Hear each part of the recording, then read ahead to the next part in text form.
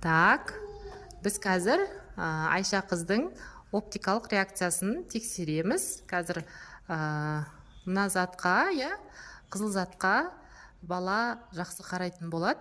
Қазір аунатып үйретеміз осы нәрсемен, және баланы қаратып үйретеміз.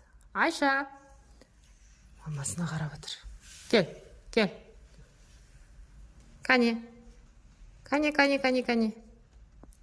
Көрсетеміз. Давай. Жаңа ғана аунадың ғой? Давай. Мына қолмен ұста, мына қолмен. Давай. Мына қолмен. Ұстатпаңыз, ары қарай. Кеттік, Айша, давай. Давай. Кеттік. Ұстасаңыз қарап болып отырмын. Давай.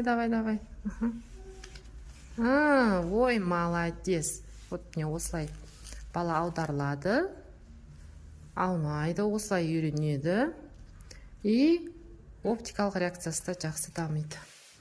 Енді бізде Айша қызда мынау шынтақты қоя алмайды. Сразу бірден неге шығып кеткен, опораға шығып кеткен, себебі сәл тонусы бар. Осылай үйде өздеріңіз тексерсеңіздер болады.